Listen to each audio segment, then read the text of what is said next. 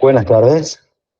Vamos a iniciar la clase del día de hoy. Y el primer tema que les voy a presentar es el de derivadas de orden superior. Por ahora nosotros estábamos trabajando con expresiones del tipo f' de x o y', o también la expresión utilizando diferenciales de y sobre dx, que se le sería la derivada de y con respecto a x. A esto nosotros hasta ahora lo conocíamos como derivada de la función. Ahora nosotros vamos a tener que hacer una distinción entre derivadas. Entonces, a esta, que llamábamos derivada de la función, la vamos a llamar ahora derivada primera.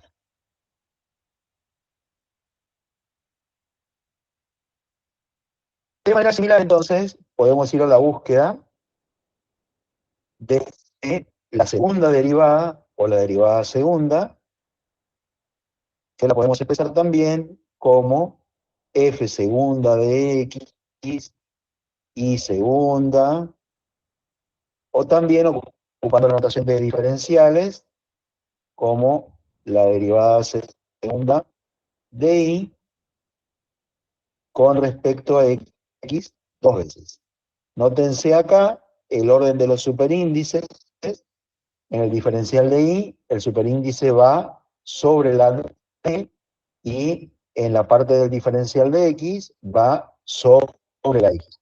Esto siempre va a ser de esta manera. Por eso tienen que entenderse que esta forma de escribirlo debe leerse como la derivada segunda de y con respecto a x dos veces. Y esto sería la derivada segunda. Bien, nosotros podemos seguir avanzando en el orden de derivación, es decir, en general, y en la notación que solemos ocupar nosotros, tendríamos derivada primera, derivada segunda,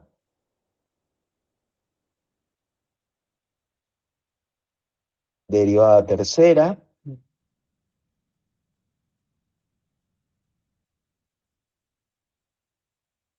y después tendríamos hasta la derivada de orden n o la derivada enésima. Que vean ahora esto que aparece como un exponente, que no es un exponente en realidad, ese superíndice aparece entre paréntesis, justamente para hacer la distinción entre lo que sería la expresión de una potencia, que la podemos usar habitualmente.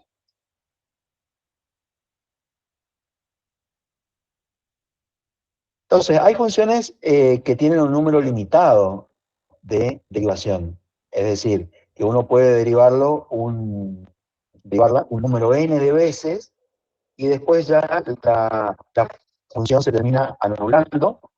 Entonces, a partir de un cierto número de derivación, de un cierto orden, ya la derivada coincide en cero para todas las demás. Y después tenemos otras que son del tipo cíclicas, donde uno va derivando un número determinado de veces y se va a volver a encontrar con la función inicial en alguna parte de las derivadas. Entonces, por ejemplo, si nosotros tenemos la función f de x, 2x a la cuarta, menos 6x al cubo, más 7x cuadrado, más 5x.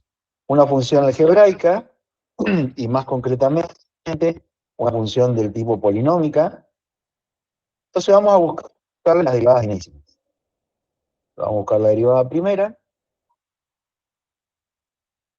Eso nos va a dar 8x al cubo, menos 18x al cuadrado más 14x más 5. Hacemos entonces la derivada primera. Continuamos, buscamos la derivada segunda. Entonces, la derivada segunda la vamos a obtener derivando a partir de la derivada primera. Entonces, sobre esta volvemos a derivar. Entonces, ahí nos daría 24x al cuadrado menos 36 menos 36x más 14.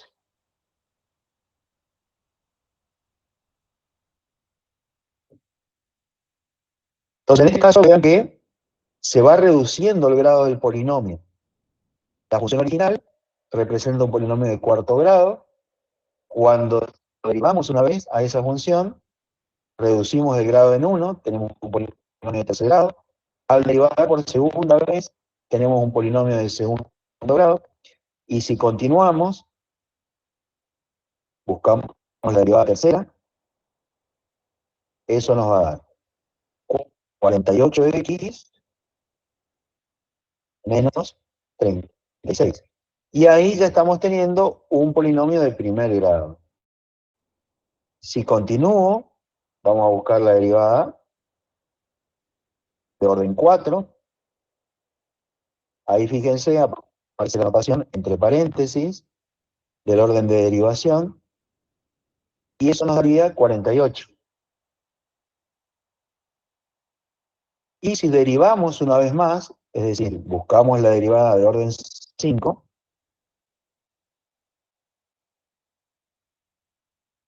eso nos daría 0. Entonces, como pueden observar, de acá en adelante, si nosotros seguimos derivando, derivada de orden 6, de orden 7, de orden n, todas van a coincidir en 0. Entonces, este es un caso donde la función presenta un número limitado de derivadas hasta que se anula.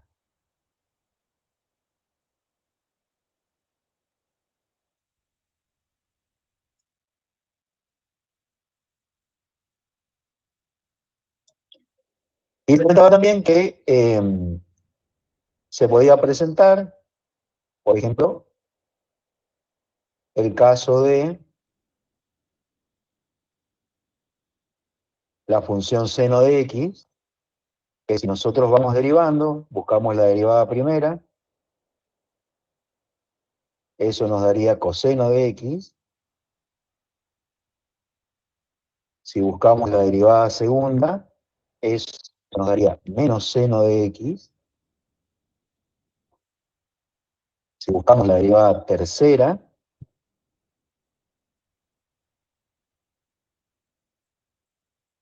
eso nos daría menos coseno de x.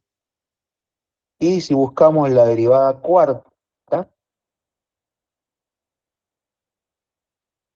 vean ahí, estamos obteniendo nuevamente la función seno de x. Que les decía que son de tipo cíclico, donde a partir de un determinado número de derivación se vuelve a repetir la función inicial. Y en eso, para poder meternos en lo que necesitamos saber ahora, en lo que hace a derivadas de orden superior, porque ahora uno va a tener que manejarse con derivada segunda y derivada tercera también para poder hacer el análisis que necesitamos abordar ahora, que es cuando trabajamos sobre funciones. ¿Alguna pregunta?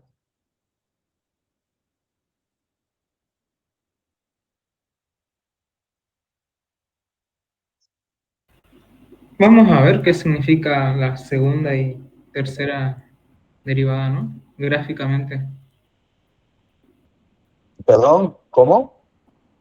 Que vamos a ver qué significaría gráficamente la segunda y tercera derivada. Lo podemos ver, pero son funciones.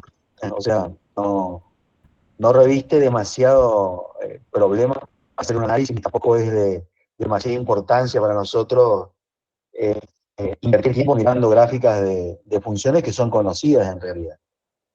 Pero en algún punto sí vamos a hacer un pequeño, muy breve análisis de. Ok, gracias, ingeniero. Bueno, entonces ahora sí nos metemos en los temas que necesitamos desarrollar. Esto era un concepto previo para poder introducirnos en lo que son los extremos de funciones.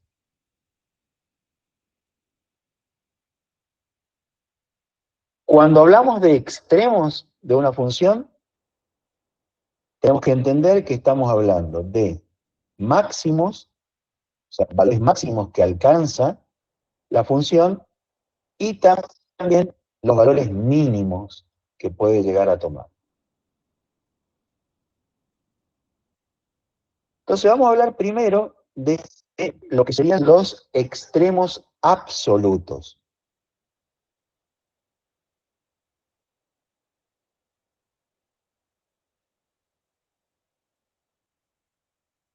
Entonces, acá lo que tenemos que entender es que estamos hablando de el valor máximo, es decir, el mayor de todos los valores sobre el intervalo que estamos analizando, y así también es el menor de todos los valores sobre el intervalo que estamos analizando.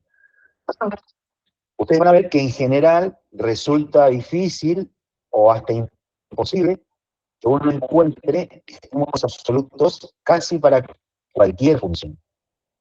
Entonces, en general lo que uno hace es trabajar con lo que se conoce como extremos relativos o locales. Y los absolutos solamente los utiliza cuando necesita analizar a una función, pero solamente en un intervalo.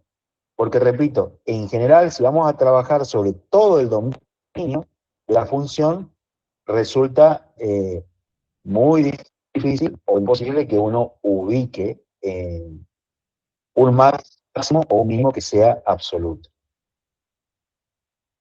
Entonces, vamos a definir justamente esto, dentro de los extremos absolutos, vamos a definir lo que es un máximo. Vamos a decir que f de a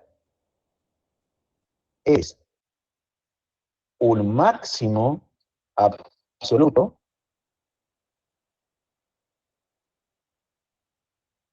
de la función f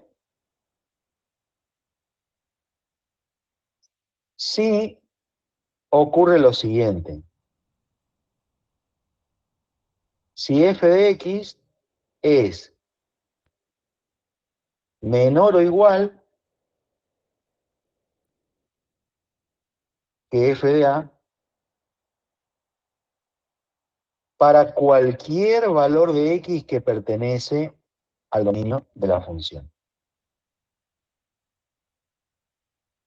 Entonces, con esto, lo que estamos indicando es que cualquier valor que adopte x debe ser menor al evaluarse en la función que ese valor de a evaluado en la función. Dicho de otra forma, cualquier imagen de x que está sobre el dominio tiene que ser menor a la imagen de ese valor si es que en f de a tenemos un máximo absoluto.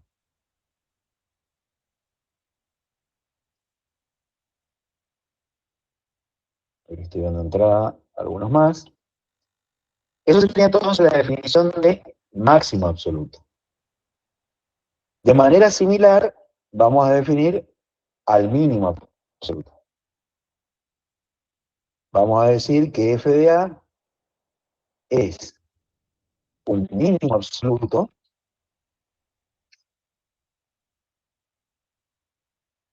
también de la función f, pero ahora si ocurre que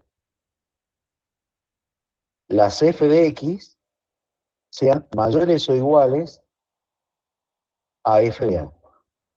También para cualquier valor de x que pertenece al dominio de f. Entonces acá lo que estamos diciendo es que cualquier valor de x del dominio puesto en f, es decir, la imagen de cualquier valor de x, siempre va a estar por encima de cualquier valor, del valor de imagen que tiene la función en A. A lo sumo se acepta, vean en ambos casos, la relación de orden es amplia, acá tenemos un menor o igual en el caso del máximo, y en el caso del mínimo tenemos el mayor o igual. Se acepta hasta que pueda ser igual, pero no menos o no más que eso. Entonces, por ejemplo, un ejemplo clásico en donde uno puede encontrarse con un extremo absoluto sin necesidad de acotar el análisis a un intervalo es la función cuadrática. Entonces, por ejemplo, si tomamos la función cuadrática f de x igual a x cuadrado menos 2x,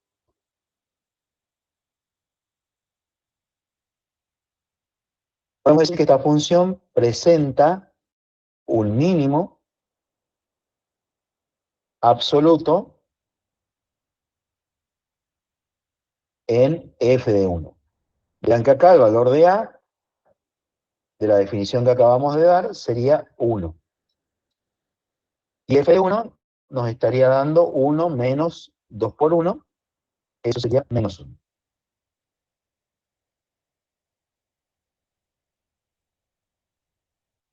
Y es el menor de todos los valores que tiene la función. Ustedes se recuerdan la forma del gráfico de una función cuadrática que responde a una parábola. Entonces, en este caso, vamos a tener cortes en el eje X, en 0 y en 2, y acabamos de indicar acá que el valor mínimo está en f de 1, que es el valor en i menos 1. Justamente es ahí donde está el vértice de la parábola. Entonces, trazando la gráfica, podemos observar que justamente aquí tenemos el mínimo absoluto. Entonces, en este caso muy particular, el de la función cuadrática, uno puede identificar el mínimo absoluto. De manera similar, si nosotros tomamos, por ejemplo, una función f de x igual a 1 menos x cuadrado, vamos a ver que esta presenta un máximo absoluto en f de 0, es decir, en la ordenada del origen, que eso da 1. Y si nosotros hacemos el gráfico de esa función, nos estaría dando también una parábola, por supuesto, que va a tener corte con el eje X en menos 1 y en 1,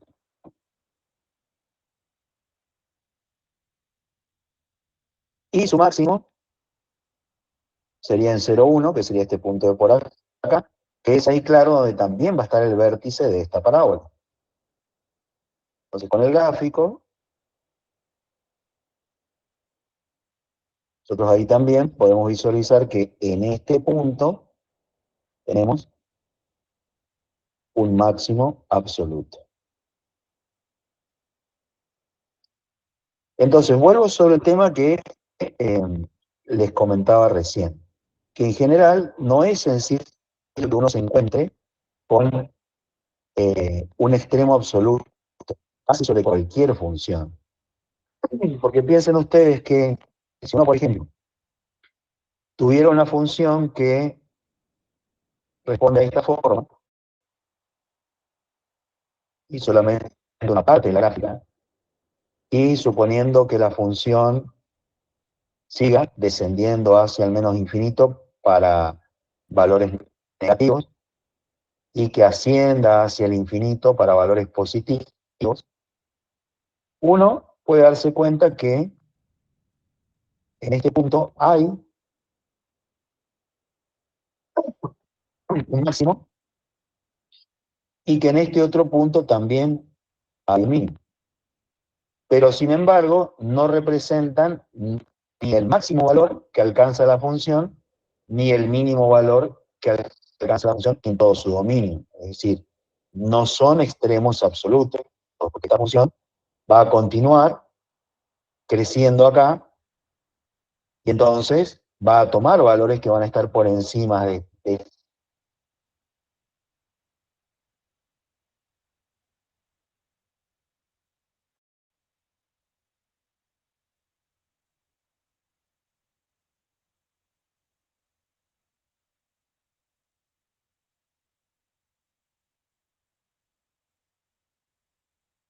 Pero solamente relativo o local, de forma similar con el mínimo.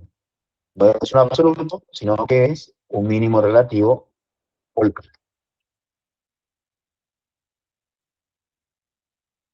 ¿Alguna pregunta?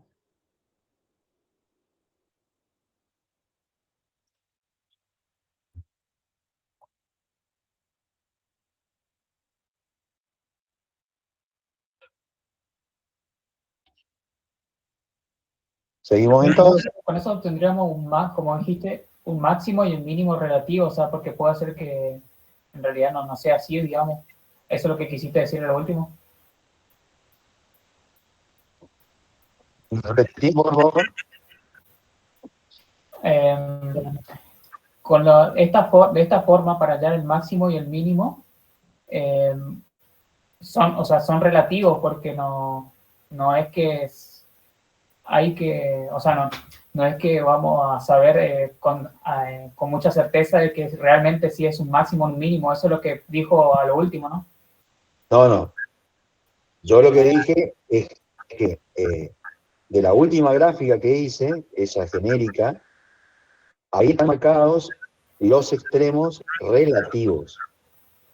Yo sé bien con certeza que esos son extremos relativos. Lo que sí no puedo decir es que sean extremos absolutos. Ah. Claro, lo que pasa es que a mí por lo menos me cortó, no le entendí bien, como que se fue la voz un poquito, o interferencia, creo que es la palabra, lo último. Bien, bueno, era eso. Que son solamente extremos relativos, pero no absolutos. Y repito, en general uno no va a poder encontrar los extremos absolutos, salvo casos muy particulares, como por ejemplo el de una función cuadrática.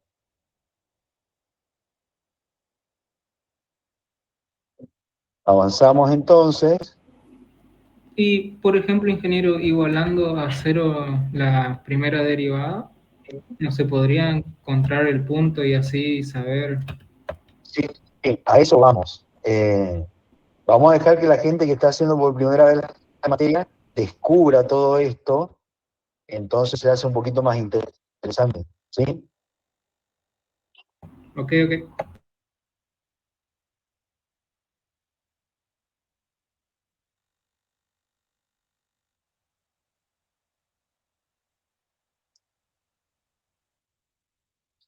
Bueno, entonces ahora sí nos metemos en los extremos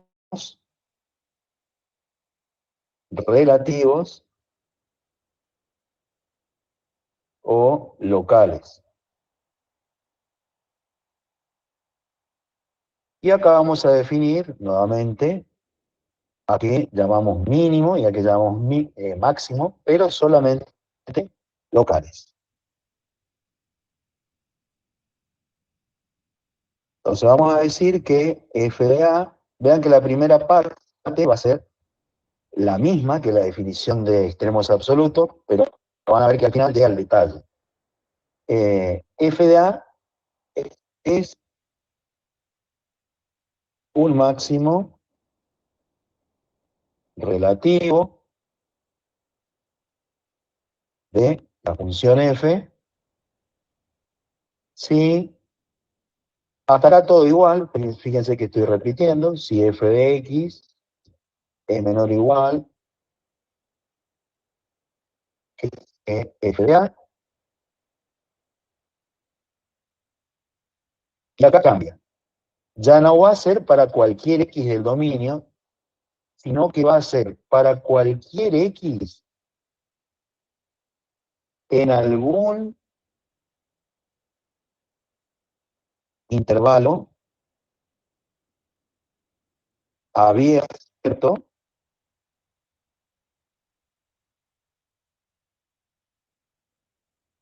que contiene al punto A. Entonces, retomamos la definición que ya la teníamos para los absolutos, que dice que en f de A, es decir, la imagen del punto A, representa un máximo relativo de la función f, si las imágenes de todas las x que están ahora, no en todo su dominio, sino en algún intervalo abierto que contenga al número A, resulten ser menores o iguales a la imagen de A. Entonces, la observación que estamos haciendo es que vamos a hacer el análisis en un intervalo que contiene al punto A. Y de manera similar, podemos definir al mínimo relativo. Vamos a decir que f de A es un mínimo relativo de f si f de x es mayor o igual que f de A, también para cualquier x que esté en algún intervalo abierto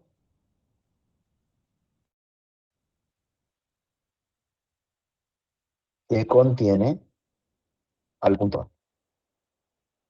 Entonces acá estamos diciendo que las imágenes de los x contenidos en ese intervalo donde también está el punto A, tienen que ser mayores o iguales a la imagen de ese punto A. Entonces, si volvemos al gráfico que habíamos hecho, cuando estamos hablando, terminando de hablar de extremos absolutos, vean que si trabajamos sobre un intervalo abierto, sí va a ocurrir que este máximo, ¿no? Supongamos que tomamos,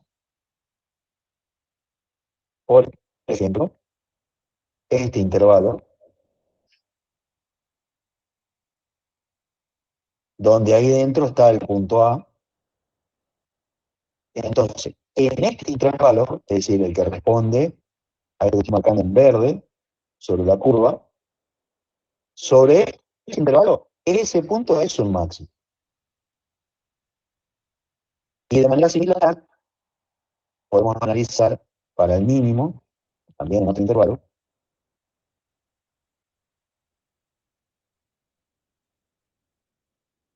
y de igual manera, voy a colocar marcar en verde, en esta parte, el puntito rojo representa un mínimo, porque es el menor valor que toma la función en ese intervalo. Tanto el máximo como el mínimo está haciendo para el máximo el mayor valor del intervalo y para el mínimo el menor valor del intervalo. Entonces, eso es lo que nos va a interesar particularmente a nosotros, acá en cálculo, que es la búsqueda de los extremos relativos.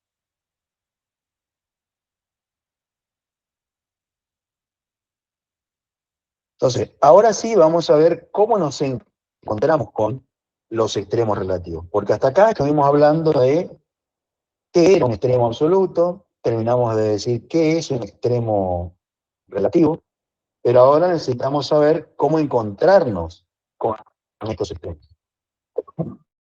Entonces, para ello, vamos a tener que definir primero qué es lo que se conoce como punto crítico de una función, que lo vamos a abreviar como PC.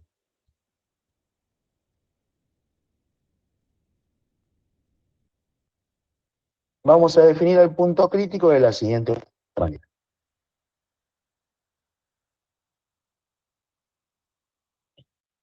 Un PC es una función f es un número a, no, así para no confundirnos, va para el cual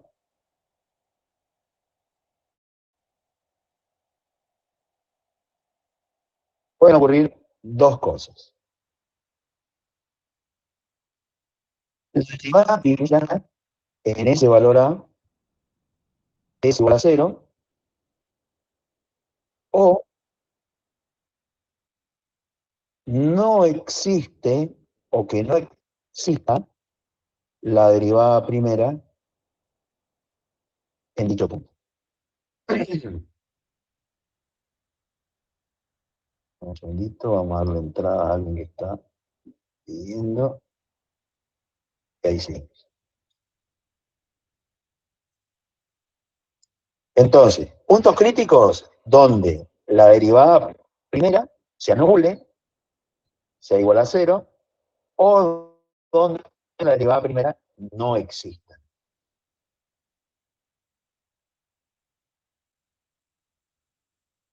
En un gráfico, lo que podría estar sucediendo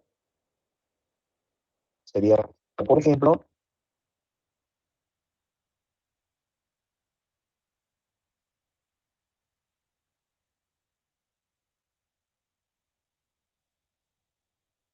una situación como esta.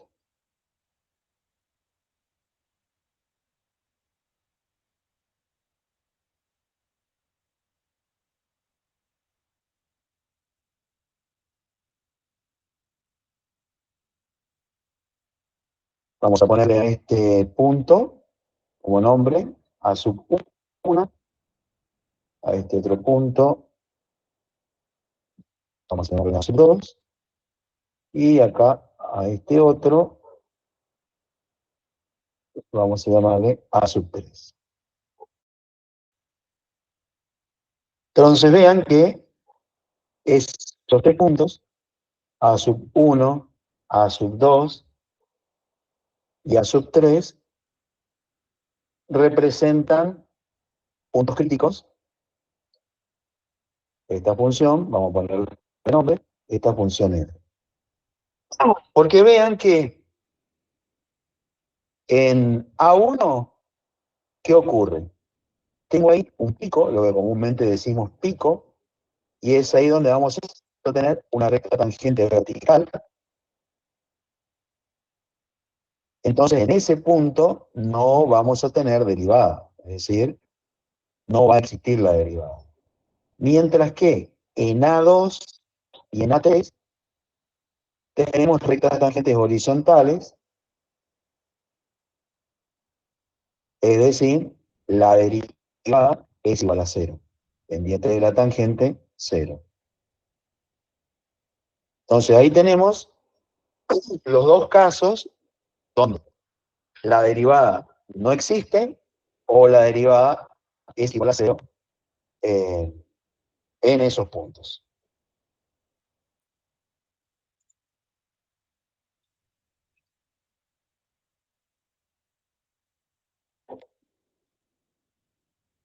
Por ejemplo,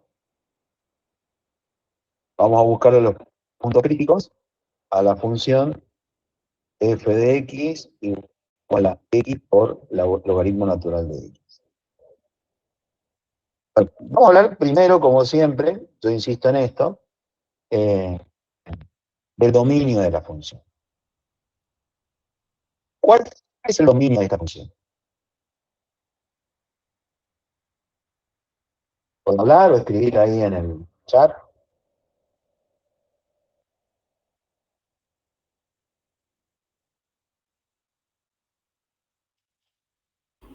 X mayor que 0.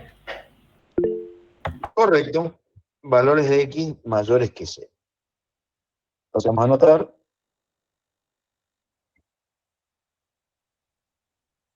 que el dominio de esta función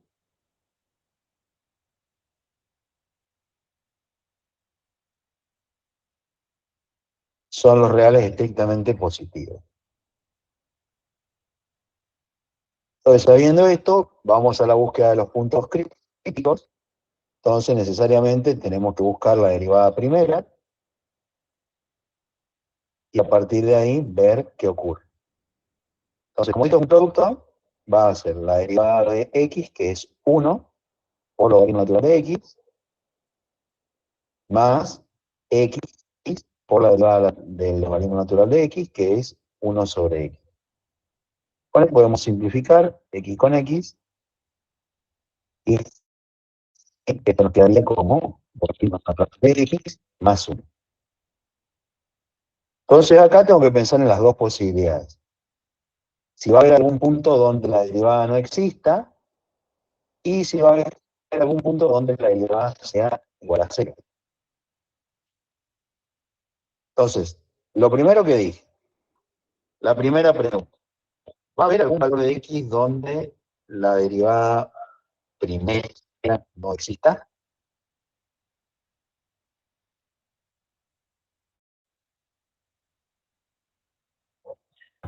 No, creo que no. Porque logaritmo de 0 en este caso, pero está sumando 1, así que no sé.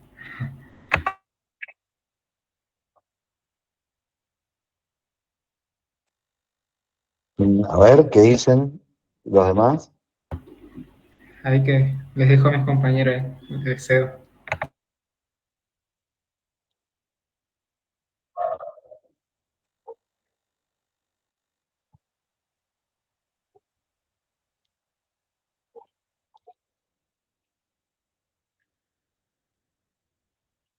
¿Sigue siendo el mismo dominio? Sí, sigue siendo el mismo dominio. En 0 tal vez.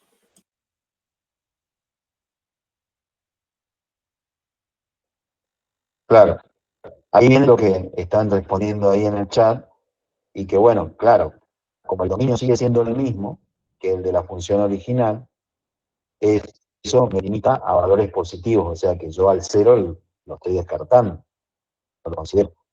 Entonces quiere decir que acá no va a haber ningún valor para que la derivada no exista. Entonces, directamente, tengo que ir por el lado de que la derivada sea igual a 0. Entonces, vamos a poner que la derivada primera, es decir, logaritmo natural de x más 1, tiene que ser igual a 0, y de ahí vamos a despejar x, vamos a resolver esta ecuación. Entonces, con eso nos quedaría que el logaritmo natural de x es igual a menos 1, y de ahí despejamos la x, aplicando la definición de logaritmo, e a la menos 1, quedaría entonces como resultado que esto es aproximadamente 0,36. Entonces esta función está presentando un único punto crítico y es en e a la menos 1.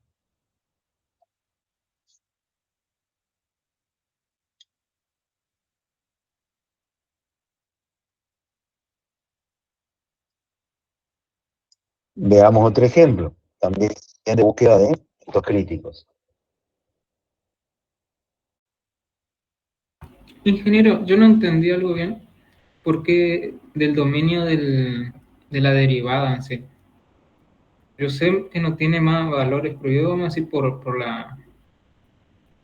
la función en sí. pero no sé qué relación tendría que ver con la función original, la derivada, el dominio de la... ¿Cuál sería la relación? Te devuelvo la pregunta, porque eso es un tema dado. ¿Qué relación hay entre el dominio de la derivada y el dominio de la función original?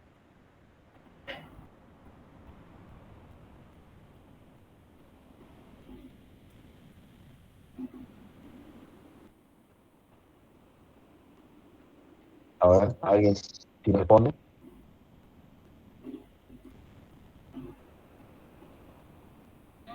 ¿Qué relación hay entre el dominio de la función y el dominio de la derivada? Claro, serían los valores de x que puede tomar, no puedes darle a la derivada un valor de x que no, creo que no existe. Va por ahí.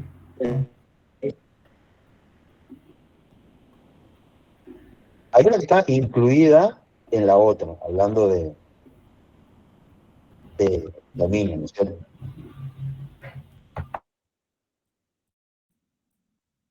Bueno, sí, algo así como lo que escribieron ahí. Sí, justamente. Lo voy a anotar acá.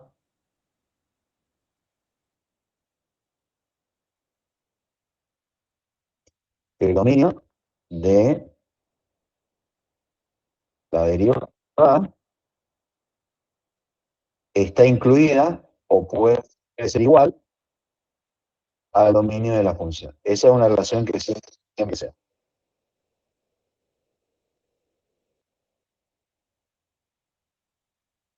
Ok, muchas gracias, ingeniero, y por explicar, volver a explicar. ¿No? Sigamos entonces, les decía, vamos a ver otra vez eh, un ejemplo de búsqueda de puntos críticos. Entonces acá, bueno, el dominio de esta función, si no quiero hablar de dominio, ¿cuál sería? A ver.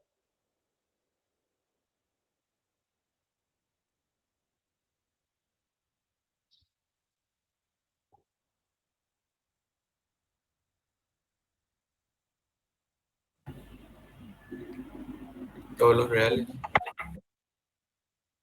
Bien, todos los reales. Entonces, vamos a poner ahí que el dominio de f son todos los reales.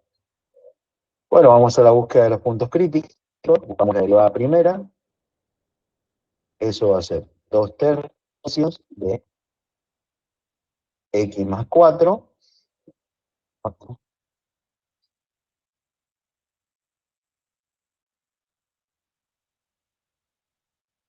elevada a la menos 1 tercio. Y podemos cambiar la forma de escribir. Ocupamos, digamos, esta relación de exponente negativo, que la podemos invertir para que quede un poquito más entendible. Y acomodando nos quedaría así. 2/3 por x más 4 a la 1 tercio.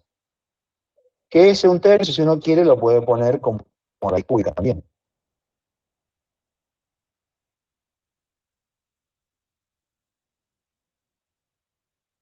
Muy bien, entonces, si yo pienso en que esto tiene que ser igual a 0, porque por ahí va la búsqueda de puntos críticos, vean que por la forma que tiene la derivada, esto nunca va a ser igual a 0.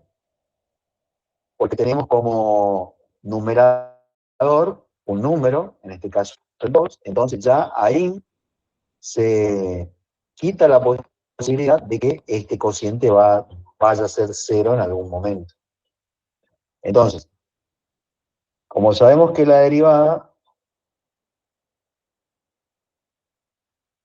va a ser distinta de 0, tenemos que ir a la búsqueda de valores que hagan que la derivada no exista.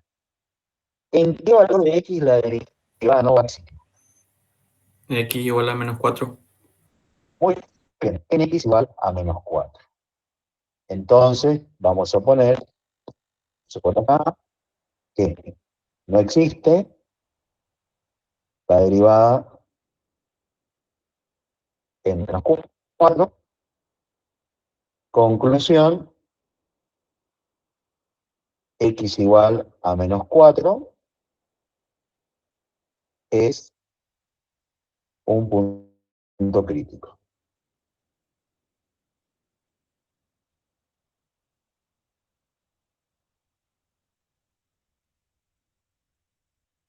Y eso sería todo. ¿Alguna pregunta?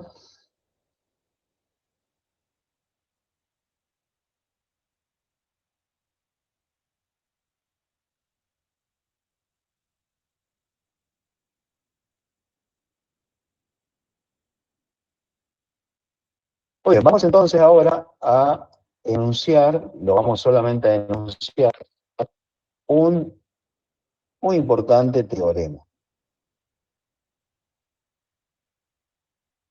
que dice así: si F tiene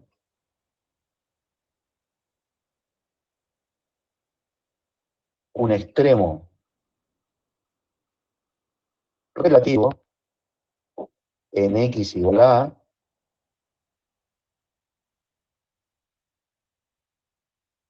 entonces, una C,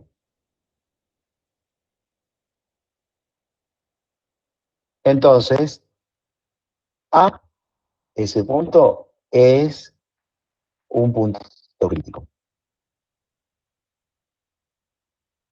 Presten mucha atención, porque estamos diciendo que si hay un extremo relativo en A, es decir, un máximo o un mínimo, eso significa que en A tengo también un punto crítico. Ahora, ese teorema va de una hipótesis a una conclusión, pero que no necesariamente ir de la conclusión a la hipótesis, es decir, el recíproco de ese teorema, tenga que ser verdadero. Vamos a aclarar esto.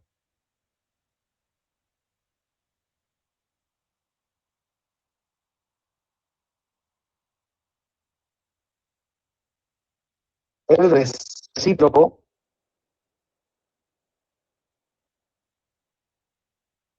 de este teorema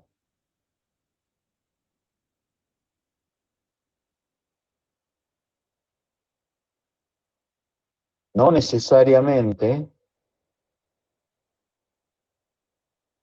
es cierto.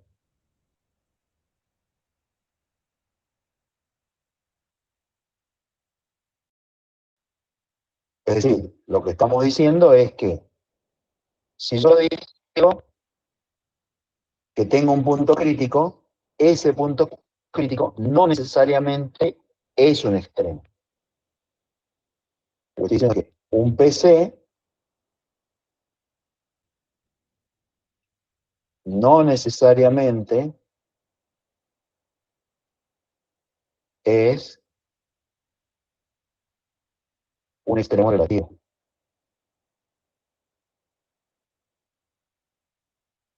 Entonces hay que tener cuidado con esto, porque, vean, voy a volver acá a este gráfico, donde hablábamos de puntos críticos, y vean que acá sí, uno como dispone de la gráfica, puede decir que en A1 voy a tener, en F de A1 voy a tener un mínimo, en F de A2 voy a tener un máximo, y en F de A3 vuelvo a tener un mínimo. Pero porque yo en el gráfico estoy visualizando que esos puntos críticos se corresponden con extremos relativos. Pero sin disponer del gráfico, como generalmente ocurre cuando uno está resolviendo un problema de este tipo, no puede adelantarse y decir, bueno, ya encontré el punto crítico, entonces este valor va a ser un máximo o un mínimo. ¿Va? Por ejemplo, en el que terminamos de hacer, el menos 4, ese menos 4 no necesariamente me va a representar a mí un extremo. Puede que no sea un extremo. Entonces, tengo que hacer una prueba, que es lo que vamos a ver a continuación, para poder establecer si se trata o no de un extremo. Recuerden esto porque es muy importante. Un punto crítico puede transformarse en alguna otra cosa que no sea un extremo.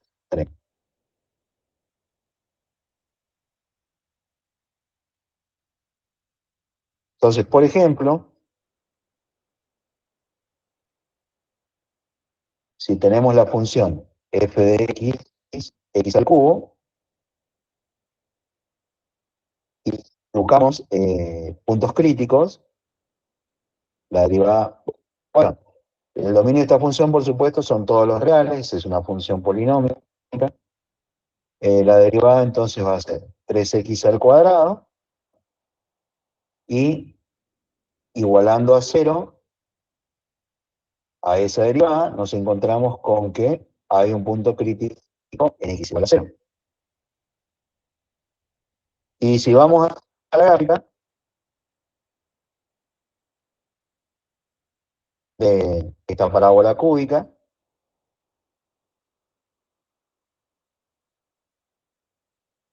nos daría más o menos esa curva.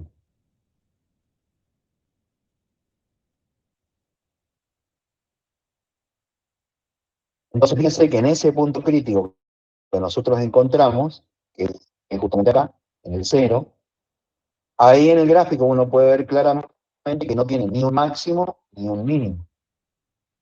Entonces, cuidado con esto, repito, que el hecho de que un valor sea un punto crítico no lo convierte directamente en un máximo o un mínimo relativo.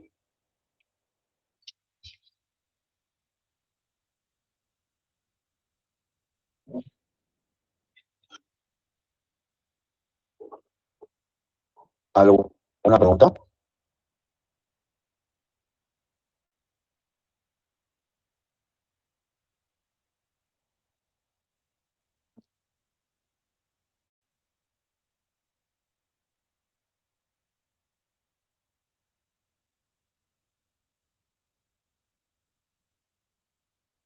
Si la derivada da igual infinito, podemos decir que es un pico. Sí, sí, es un tema que ya trabajamos, sí, claro. Si nos da infinito, puede ser un pico, cuidado con esto, puede ser un pico, pero no necesariamente va a ser un pico.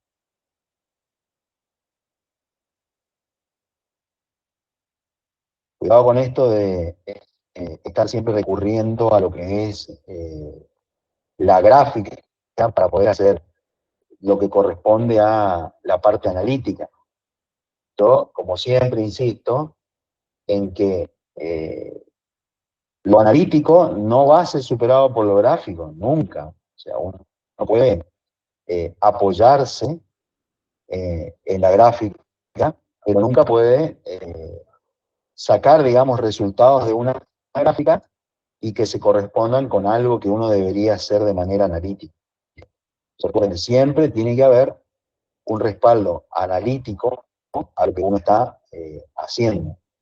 Por eso en este caso, como estamos poniendo ahí en el chat, que el hecho de que la derivada en un punto tuviera infinito, y cuidado también con eso, porque ahí lo correcto sería hablar de un límite, no solamente decir que pongo el 0 y divido por 0 infinito, porque no existe tal cosa, sino que uno ahí tendría que decir, bien, estoy haciendo un límite cuando x tiende a -4 en este caso, y ahí me estoy encontrando con un pico, o mejor dicho, dije mal, me estoy encontrando con un infinito, que puede ser o no un pico.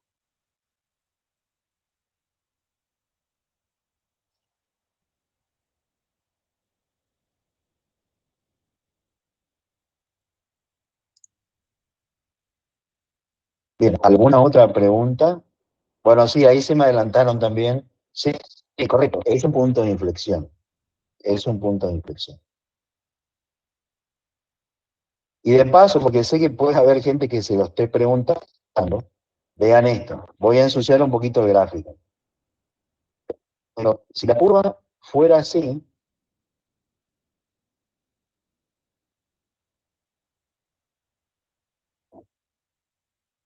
que sería algo así como la inversa de esta, vean que ahí yo tendría una recta tangente vertical, miren la curva roja, tendría una recta tangente vertical, o sea, ahí tendría una pendiente infinita, pero sin embargo no hay un t múltico. Entonces, por eso les digo, hay que tener cuidado con esto de las interpretaciones gráficas a partir de resultados que uno tiene analíticamente.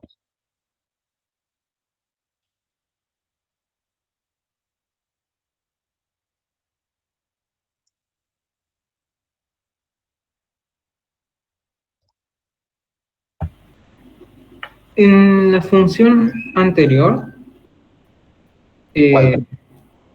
x más 4 a la 2 tercios, Sí. ese derivó y dio ahí x igual a menos 4, no es ni un máximo ni un mínimo, me parece, no es como un punto de inflexión, digamos. No, y te estás adelantando otra vez. No, no, no. Realmente es un mínimo, sí. Ah, perdón. Todavía no nos metimos en puntos de inflexión. Por eso te repito, dejar que la gente que está cursando por primera vez la materia se permita también descubrir lo nuevo. Ok, perdón.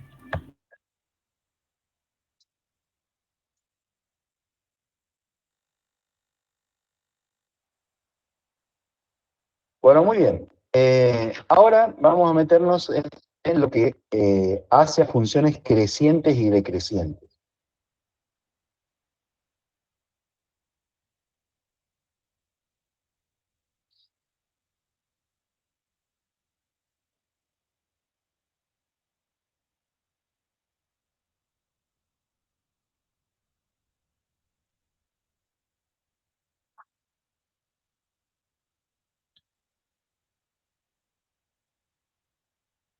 Entonces vamos a enunciar un teorema, ¿sí? Solamente el enunciado,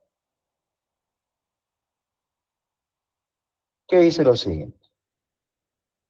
Partimos de condiciones que exigen que f sea una función continua en el intervalo cerrado AB y diferenciable en el intervalo abierto AB. Y a partir de ahí surgen las siguientes posibilidades. Si se dan esas dos condiciones, puede ocurrir que la primera es que si la derivada primera de la función es positiva, es decir, mayor a cero, para todo x que pertenece a ese intervalo abierto a b, donde la función es continua y diferenciable,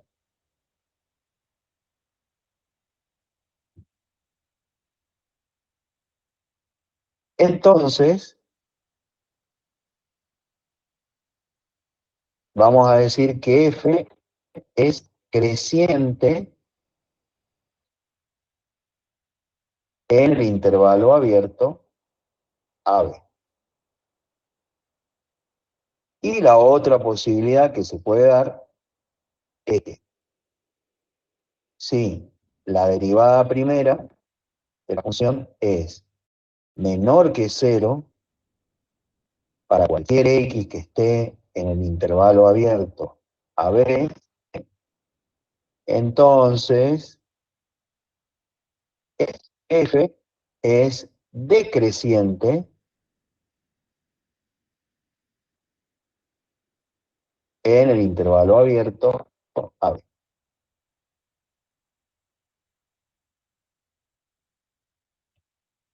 Entonces, si lo ponemos en un gráfico, vamos a ocupar una función genérica,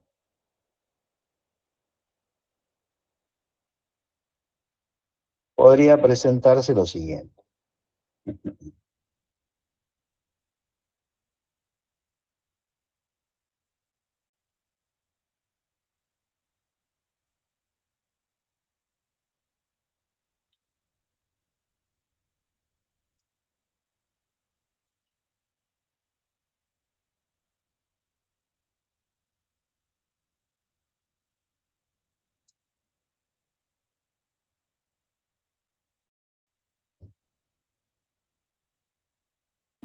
Disculpe, ingeniero, ese dice si f de x es mayor que cero.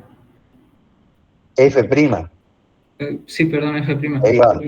Sí, se refiere, ¿es como que genérico o a un valor de, yo le pongo un valor y ahí es al intervalo? Ah, creo que ya me Estamos hablando, respondí, creo. estamos hablando de cualquier valor de x que esté en ese intervalo. En el intervalo Ah, abierto, a ver, ahí voy a mirar bien.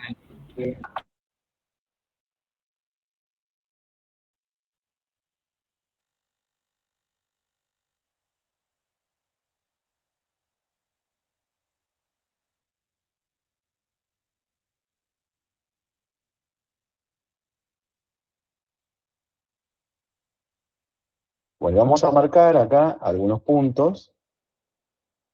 Vamos a poner por acá que inicia el análisis. Esto le vamos a llamar a ver, este otro vamos a llamarle B.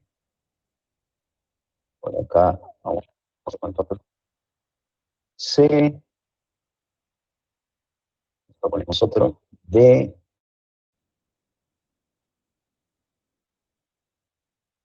Otro E. Y por último el F.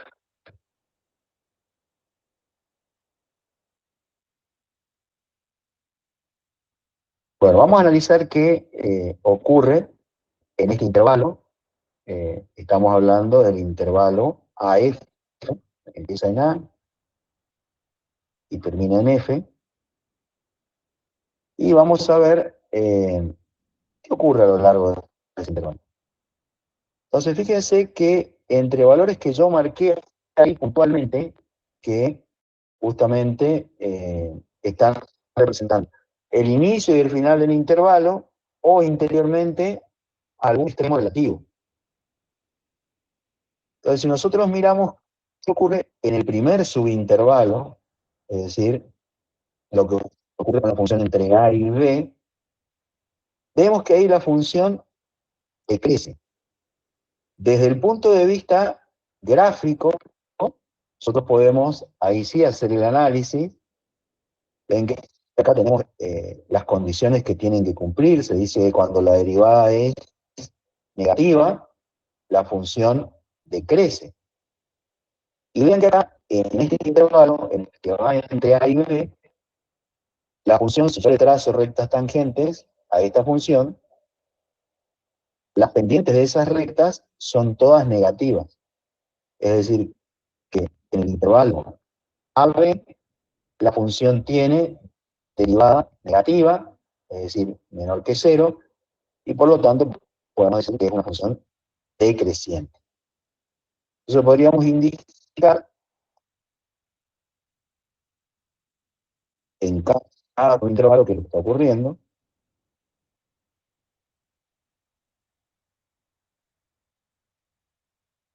En este primero, dijimos, entre A y B,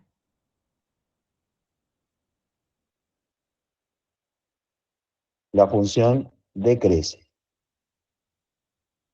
¿Sí? Podemos poner por acá que la derivada primera es negativa. Continuamos. En el siguiente subintervalo, el que va entre B y C, si lo vemos también gráficamente, por acá, trazando rectas tangentes, vamos a ver que esas rectas tangentes son todas de pendiente positiva. Entonces, en ese intervalo, por acá, la derivada es positiva, por lo tanto, en ese intervalo, la función crece. Continuamos, ahora entre C y D. Entre C y D, fíjense que, nuevamente analizando con las rectas tangentes, vemos que las rectas tangentes tienen pendiente negativa, es decir, la derivada está siendo menor que cero. Entonces, en ese intervalo, entre C y D, la función nuevamente decrece. Continuamos entre D y E, que sería el siguiente subintervalo. También ahí vemos que las pendientes de las rectas tangentes son positivas. Entonces ahí ocurre que la derivada es mayor que cero. Entonces, en ese intervalo, la función crece. Y finalmente, en el último subintervalo, el que va entre E y F, la función tiene tangentes de pendiente negativa. F' es menor que cero. Entonces, ahí nuevamente la función decrece.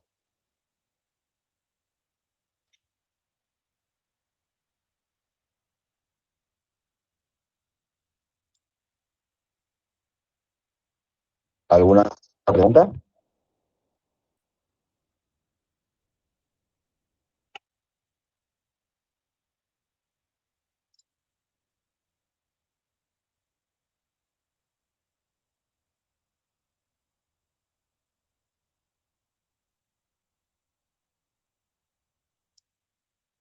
Bien, seguimos entonces.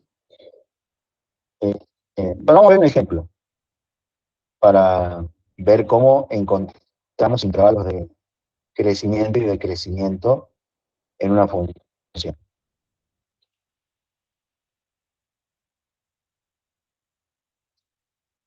Vamos a trabajar con la función f de x al cubo menos 3x cuadrado menos 24y. Y vamos a buscarle los intervalos de crecimiento y de decrecimiento.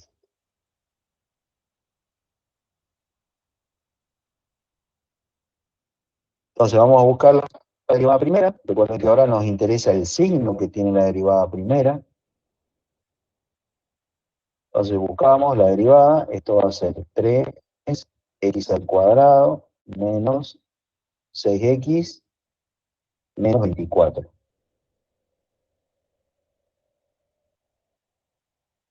Bueno, y a esta expresión la tenemos que analizar para valores mayores que 0 y para valores menores que 0 para ver en qué intervalo se cumple esto. Entonces, pero antes de hacer esa comparación, vamos a trabajar un poco a esta expresión. Podríamos sacar factor común 3, entonces que nos quede x cuadrado menos 2x menos 8.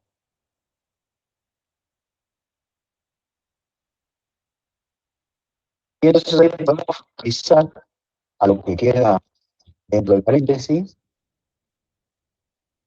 y que nos quede como 3 por x más 2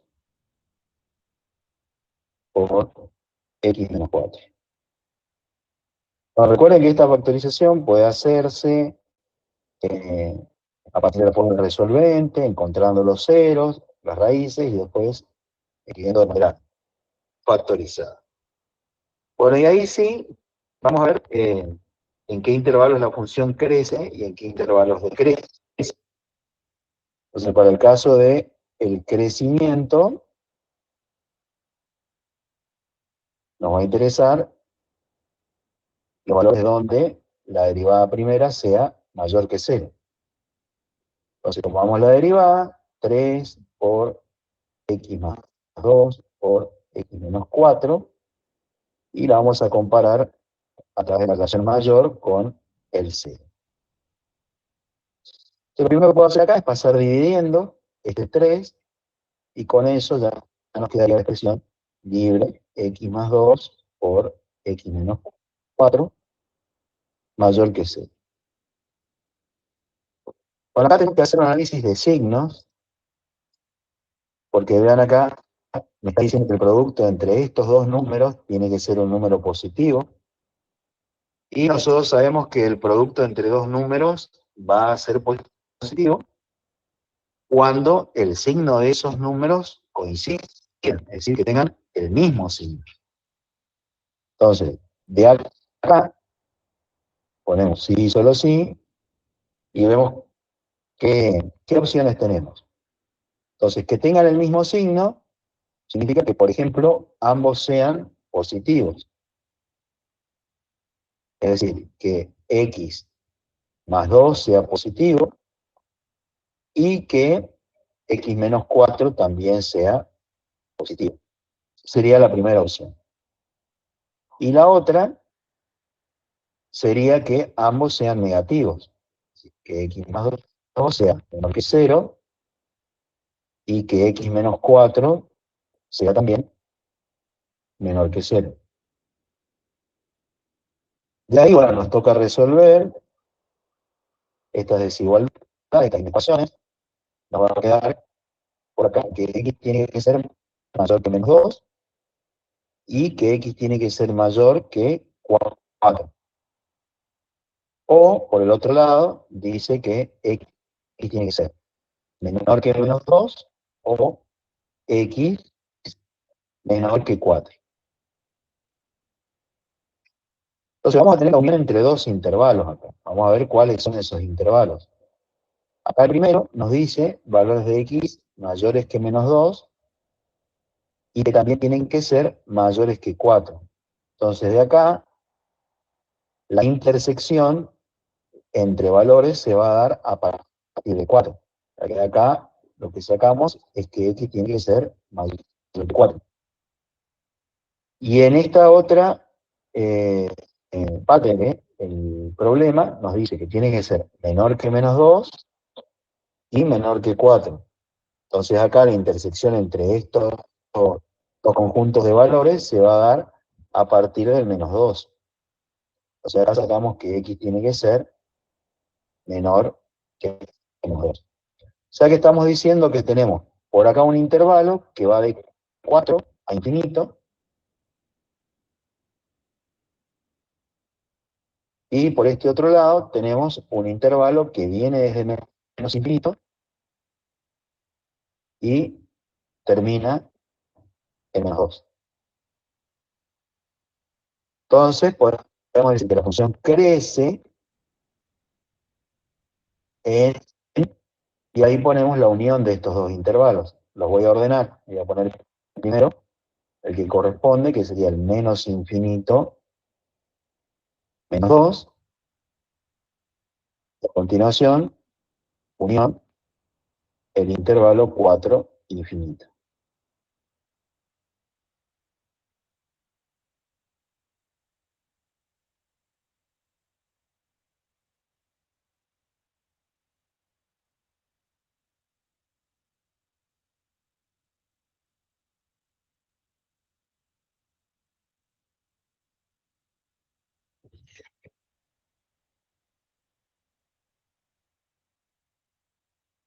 Bueno, con eso tendríamos los intervalos de crecimiento.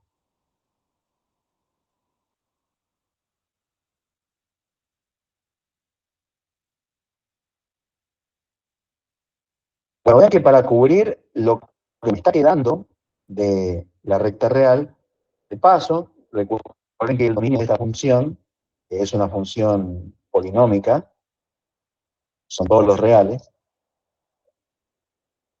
Entonces, vean, me dice que la función crece desde menos infinito hasta menos 2, ahí en menos 2 se corta, y vuelve a ser creciente de 4 a infinito. O sea que lo que me queda ahí, sobrando, es el intervalo que va desde menos 2 hasta 4. Uno podría suponer que si en los demás intervalos que calculamos la función crece, en lo que me está sobrando, es decir, ahí entre menos 2 y 4, la función necesariamente tiene que decrecer.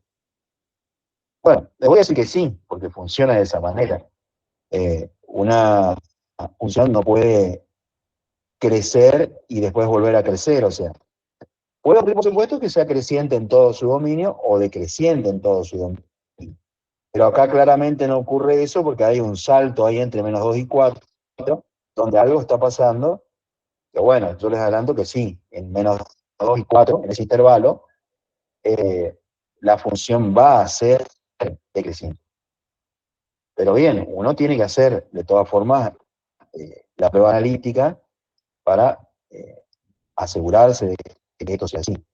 Entonces acá nos va a tocar analizar el decrecimiento,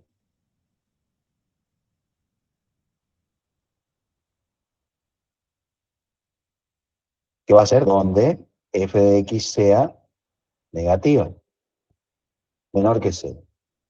Entonces ahí nuevamente tenemos que trabajar con los signos a partir de la misma expresión que trabajamos acá en el crecimiento. Entonces vamos a tomar otra vez a x más 2 por x menos 4, y eso tiene que ser menor que 0. Entonces en este caso, para que el producto sea menor que 0, es decir, que sea negativo, se tiene que dar que los signos de estos dos números sean distintos. Entonces, uno puede pensar en una posibilidad donde x más 2 sea, por ejemplo, positivo, y entonces x menos 4 tendrá que ser negativo. Esa sería la primera posibilidad. Y la otra, o lo que tiene que ocurrir, es que x más 2 sea negativo, y entonces x menos 4 tendrá que ser positivo.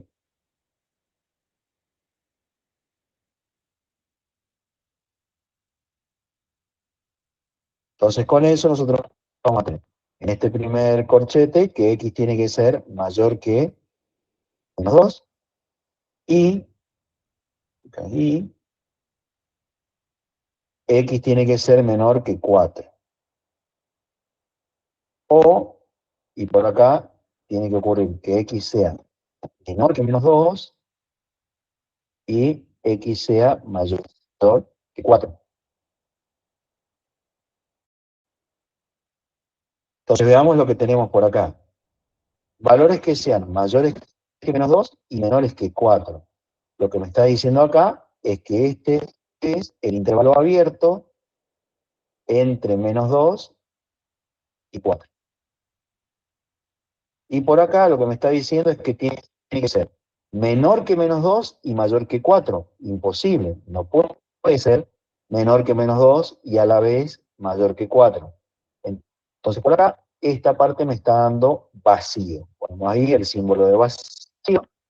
Entonces me tengo que quedar solamente con esta parte de la solución, que es el intervalo menos 2, 4. Entonces vamos a decir que la función decrece en el intervalo abierto menos 2, 4.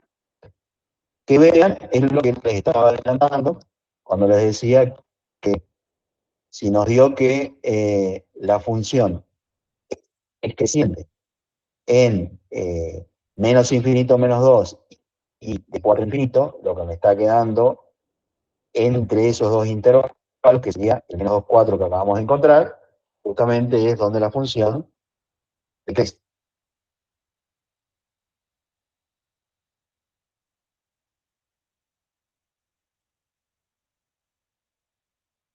¿Alguna pregunta?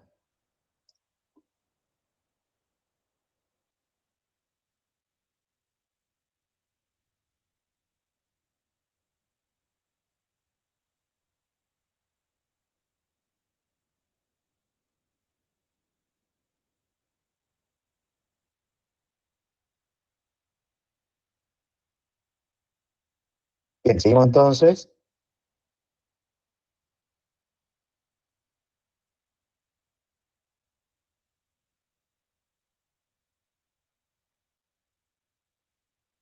Bueno, estuvimos hablando de extremos absolutos y extremos relativos, pero todavía no mostramos cómo encontrar esos extremos. También hablábamos de un importante teorema que hacía referencia a la relación entre un punto crítico y un extremo. Decíamos, bueno, si en un punto A existe un extremo relativo, entonces en ese mismo punto hay un punto crítico. Pero no sucede lo mismo de manera recíproca. Si es un punto crítico, no necesariamente es un extremo relativo. Entonces, vamos a ver cómo encontrarnos con los extremos relativos. O sea, vamos a ver si se trata o no de un máximo o mínimo relativos. Entonces, para eso nosotros vamos a trabajar con dos criterios. Vamos a poner así, criterios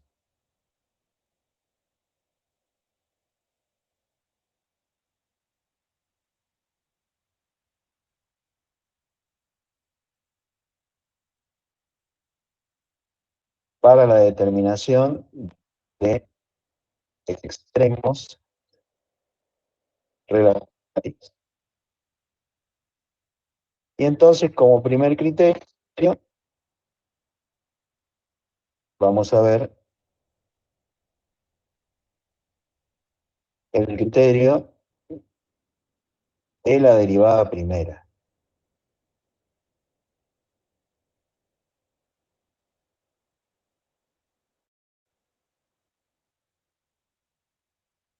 Entonces ahí vamos a tener un pequeño teorema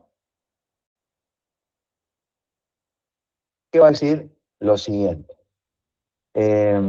Como condiciones, que la función f sea continua en el intervalo cerrado AB y diferenciable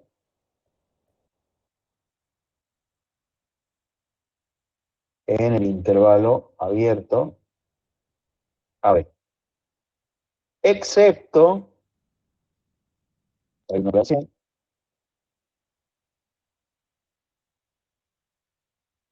tal vez,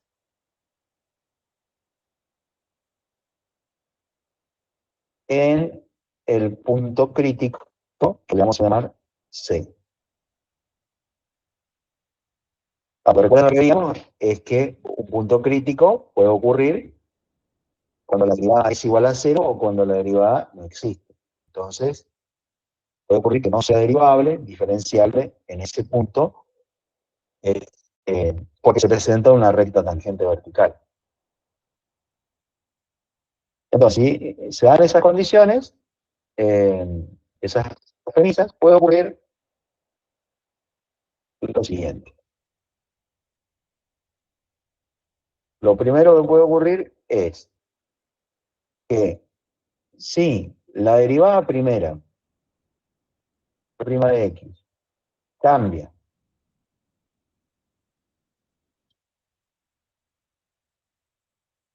de positiva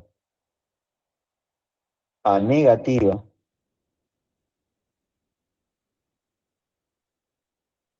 en el punto C, entonces f de C es un máximo relativo.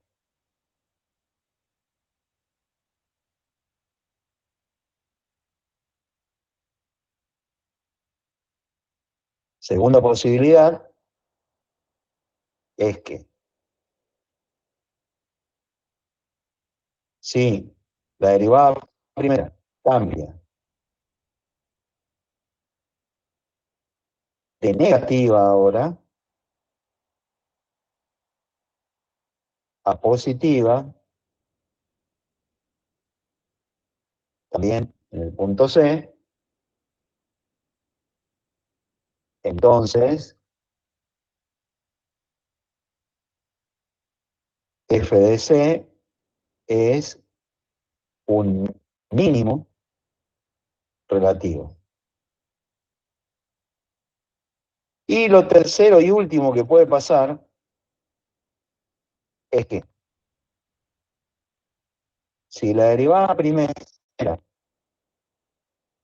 tiene el mismo signo,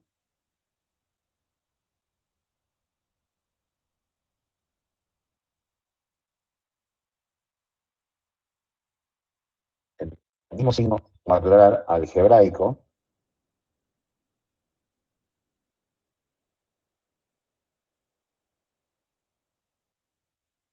a cada lado de C, entonces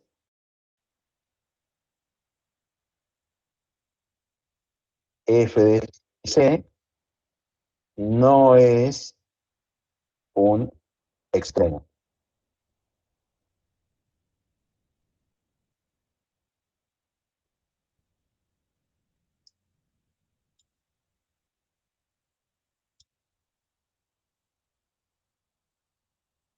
Veamos qué estamos diciendo acá, apoyándonos en un gráfico. La primera posibilidad dice que f' cambia de positiva a negativa, y dice que en esos casos vamos a tener un máximo relativo. O sea que estaríamos teniendo, por ejemplo,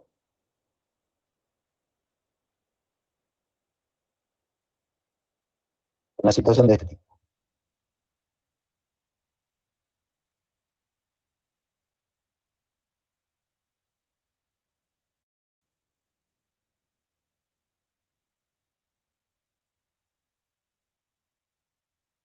Por acá está el punto C, su valor en I,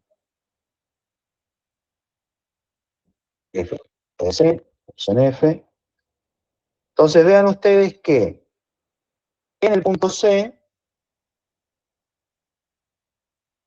en que hay un extremo, que de hecho se ve que se trata de un máximo relativo, y lo que dice la primera condición es que la derivada cambia de signo, ¿no?, de positiva a negativa. Entonces, lo que estamos diciendo es que en un entorno del punto C se va a dar que antes del punto C la función tiene derivada positiva, es decir, una pendiente positiva,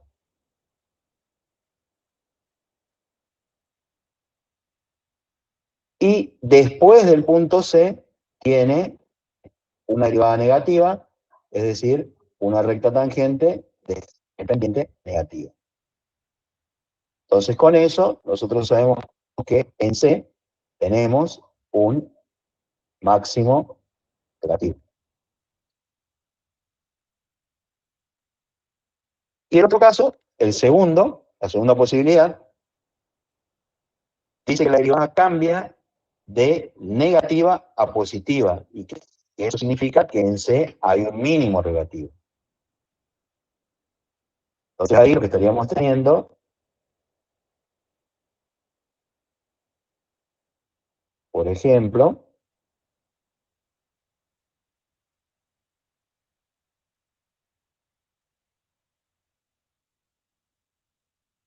sería la siguiente situación. Vamos a marcar C,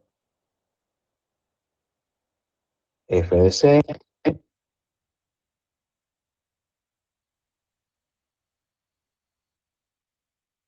y entonces acá en C vemos que en F de C tenemos un mínimo relativo. Entonces vemos que antes de C la derivada es negativa, por acá, si trazamos una tangente, ahí vemos que f' es menor que 0, y después de C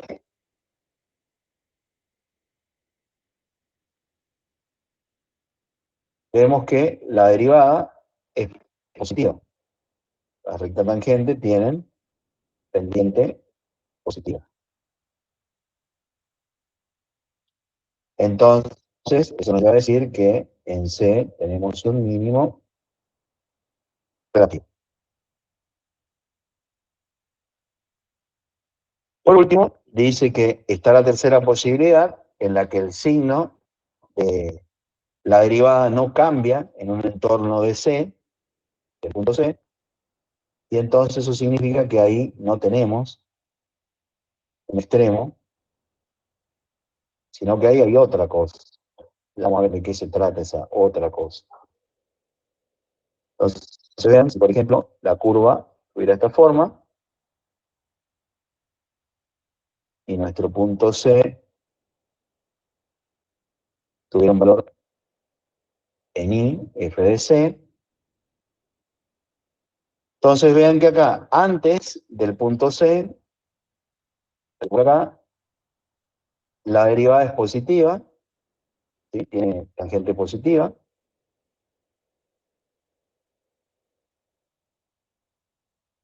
Y después de C también sigue teniendo recta tangente positiva. Entonces ahí vemos que la derivada no está sufriendo un cambio de signo antes y después del punto C. Entonces con eso nosotros concluimos que C no es un extremo. Este acá no es extremo.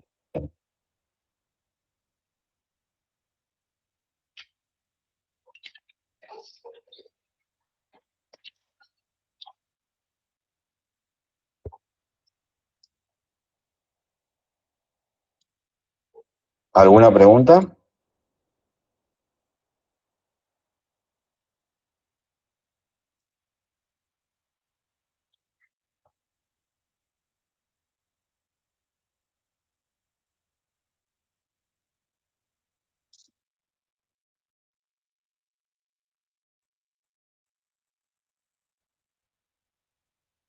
Bien, veamos entonces un ejemplo.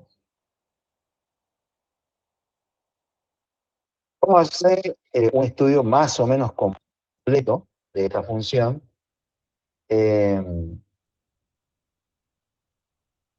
Buscando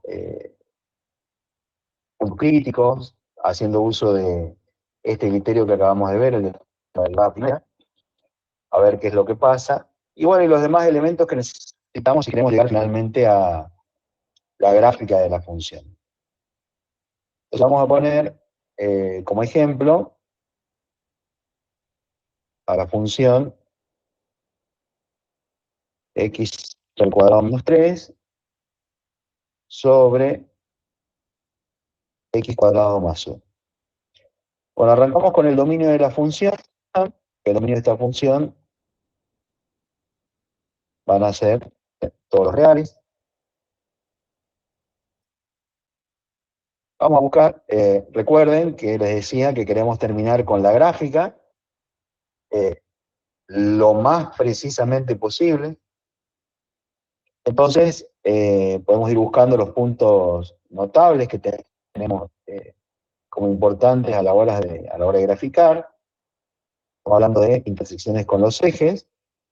Entonces, vamos a buscar la ordenada al origen.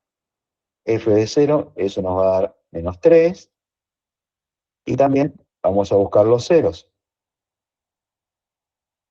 Igualamos el numerador a 0. Y de ahí, después buscando, nos quedaría que x es igual a más menos raíz cuadrada de 3. Entonces vamos a tener ceros en menos raíz cuadrada de 3 y en raíz cuadrada de 3. Hablamos de asíntotas. Vamos a poner, de paso, como el dominio son todos los reales, no tengo valores prohibidos, entonces no voy a tener asíntotas verticales. Entonces vamos a la búsqueda de asíntotas horizontales. Tengo que buscar el límite cuando x tiene infinito de x cuadrado menos 3 sobre x cuadrado más 1. Esto nos va a dar infinito sobre infinito. Entonces vamos a salvar la indeterminación usando la regla del hospital. Nos quedaría por acá 2x sobre 2x. Eso termina siendo 1. Y el límite cuando x tiende a infinito de 1 es 1. Entonces, acá estamos sacando que existe una asíntota horizontal en I igual a 1. Bueno, hasta ahí, nada nuevo. Esto lo veníamos haciendo ya. Vamos ahora a hacer lo que estamos aprendiendo en esta clase, que es la búsqueda de puntos críticos. Busquemos entonces puntos críticos. Vamos a la derivada primera. Nos quedaría entonces derivada de x cuadrado menos 3, sería 2x, por x cuadrado más 1, menos x cuadrado menos 3 por 2x. Todo eso sobre el denominador al cuadrado.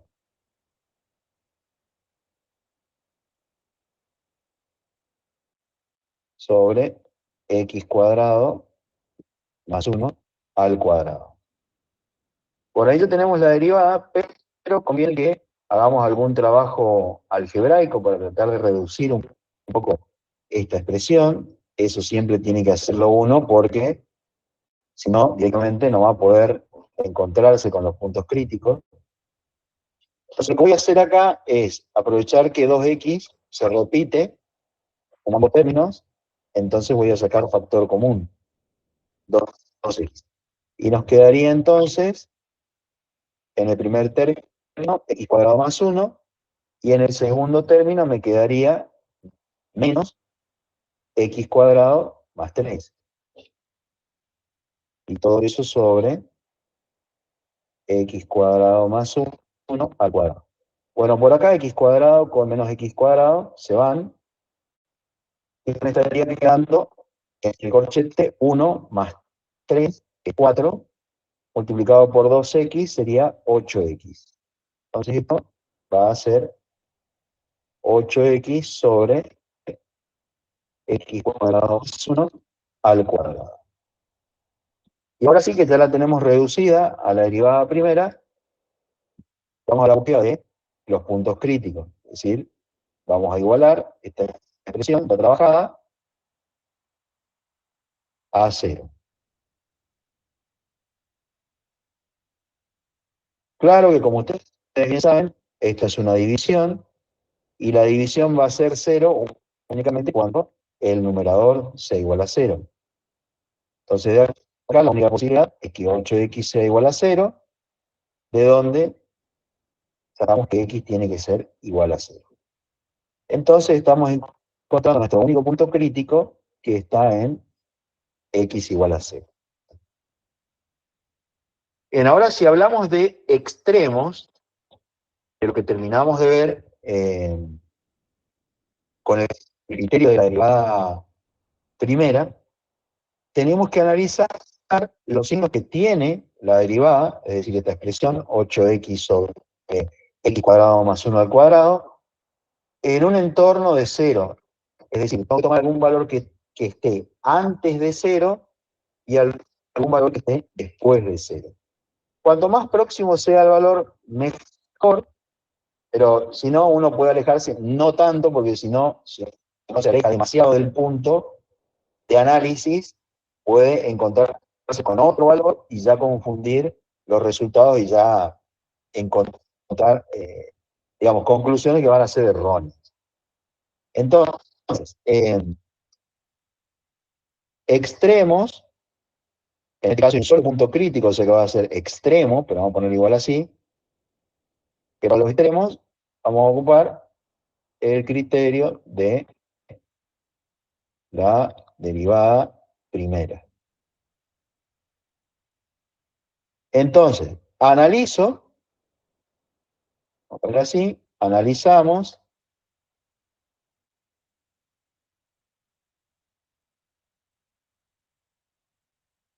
un entorno de 0. Es decir, vamos a tenerlo a 0 y voy a tomar un valor que esté antes y un valor que esté después del 0. Yo voy a elegir el menos 1 y el 1. A ver qué pasa.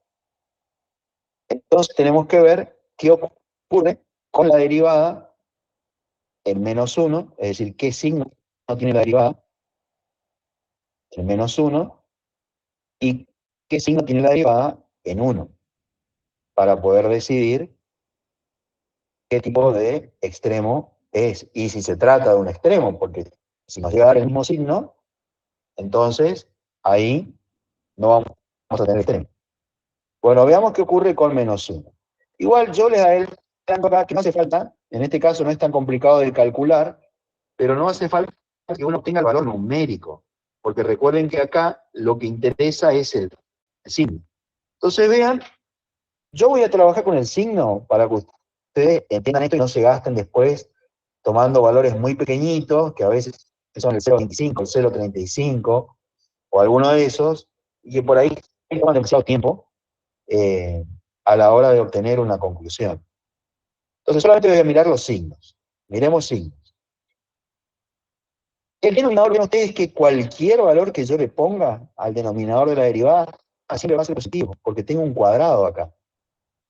Tengo dos cuadrados en realidad. El primero va a afectar directamente al número que reemplace, ahí ya lo va a transformar en positivo, y después por fuera tengo otro cuadrado todavía.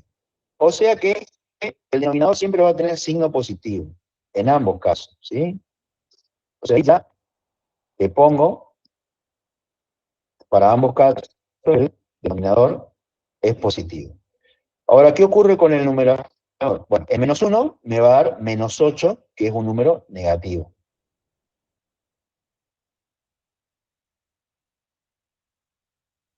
Quiere decir que acá esto me va a estar dando como resultado un número negativo. Conclusión, f' en -1 es negativa. En el otro caso, para el 1 me va a dar 8, es decir, un valor positivo. Positivo dividido positivo es positivo. Quiere decir que la derivada primera, acá mejor, la derivada primera evaluada en 1 nos dio positivo. O sea que estamos pasando de negativo a positivo. Si ustedes no se ubican en la situación, hagan un pequeño esquema acá, un gráfico, van a hacer una curva, enseguida se van a ubicar, y dicen, bueno, a ver, de negativo, ¿sí? Suponiendo que este sea el punto, dicen, bueno, de negativo, acá, pendiente negativa, a pendiente positiva, para acá. Entonces, está dando eso, de positivo, de negativo a positivo, entonces, acá que tengo un mínimo. Entonces, conclusión acá, en esta parte, es que en f de 0 tenemos un mínimo relativo. Que por supuesto, uno tiene que averiguar cuál es el valor de f de 0. Bueno, creo que ya lo habíamos hecho al principio, cuando buscamos la ordenada al origen. Si nos desplazamos un poquito, acá, vean, f de 0 menos 3, ya tenemos el valor. Entonces, ahí ya sé cuánto vale ese mínimo.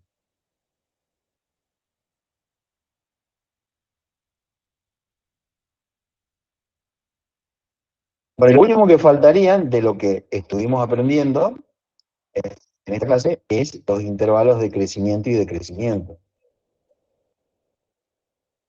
Entonces, para el crecimiento,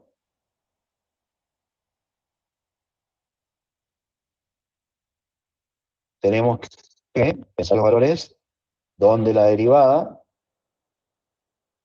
es positiva. Entonces, voy a tomar la derivada, 8x sobre x cuadrado más 1 al cuadrado, y vamos a ver cuándo esto es positivo.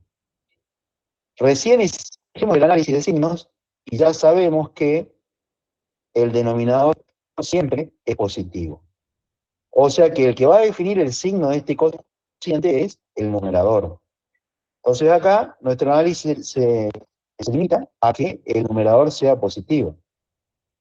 Entonces, directamente decimos 8x tiene que ser mayor que 0. De ahí sacamos que x tiene que ser mayor que 0. Entonces acá estamos teniendo un intervalo de crecimiento, que sería el intervalo que va desde 0 a infinito.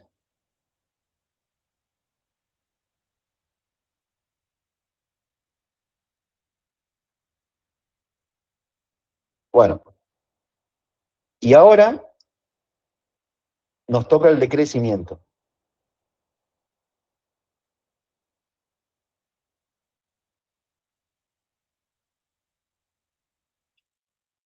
Ahí vamos a analizar los valores de la derivada que sean menor que cero. Entonces, nuevamente, con la expresión de la derivada, hacemos este análisis, que ya sabemos que el denominador es positivo. Entonces, nuevamente, ¿quién va a definir que esto sea negativo? Es nuevamente el numerador. 8x menor que 0. Y de acá sacamos que x tiene que ser menor que 0. Quiere decir que esta función va a ser decreciente desde el menos infinito hasta el 0.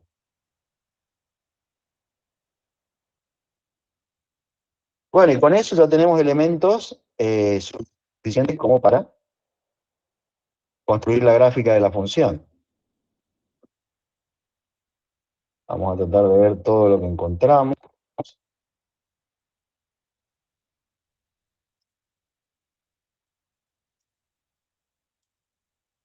Ahí, bueno, tenemos intersecciones con los ejes.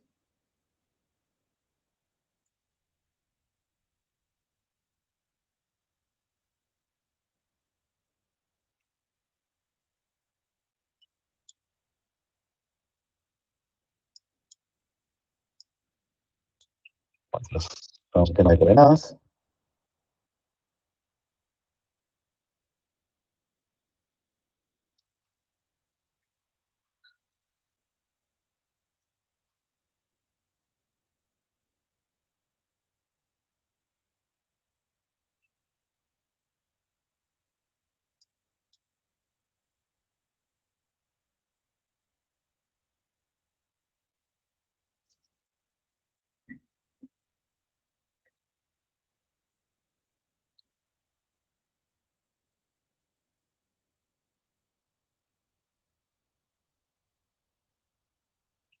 Bueno, entonces, ordenar el origen en -3.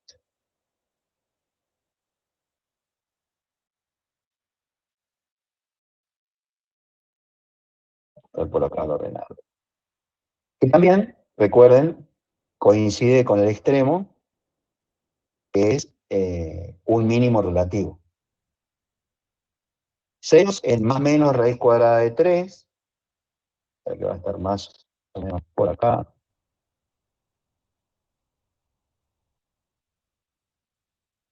Y por acá. Y también habíamos encontrado que tiene una asíntota horizontal en 1. Entonces vamos a pasar la asíntota horizontal.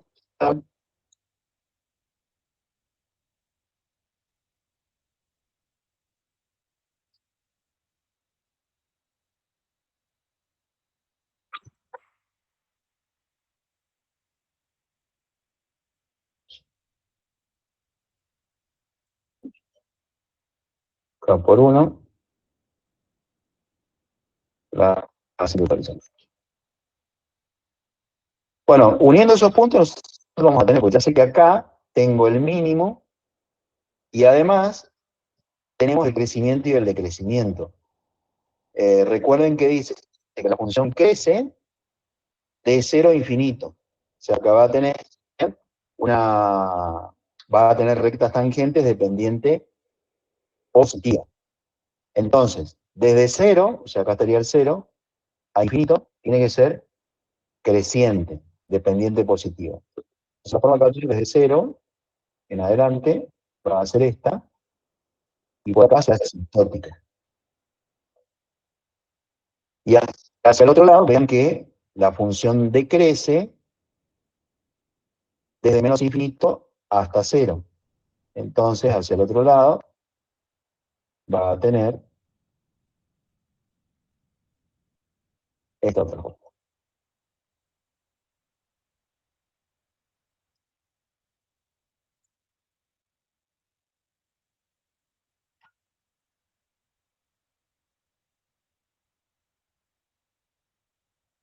Bueno, por último,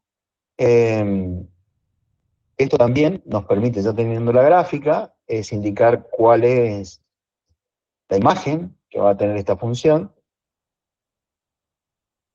Entonces podemos poner que la imagen de f sería el intervalo que va desde -3, cerrado -3, hasta 1, abierto. Y con eso nosotros completaríamos el análisis con digamos, con las herramientas que tenemos hasta ahora.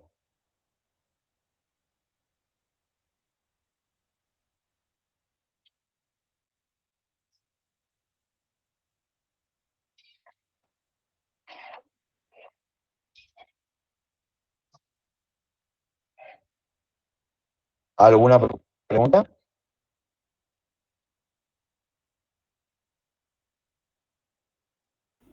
Ingeniero, yo tengo una pregunta. Entonces, un punto crítico, yo lo anoté así, no sé, ¿es un posible extremo? ¿Puede ser? Exacto, así es.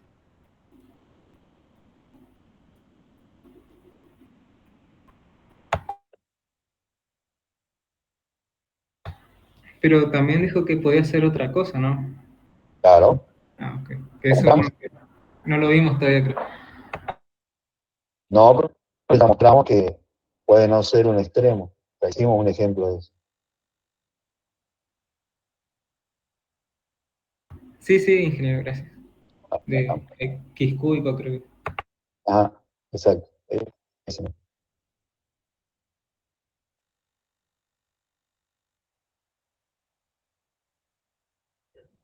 Bien, si no tiene ninguna otra consulta, esto estaría haciendo todo por hoy.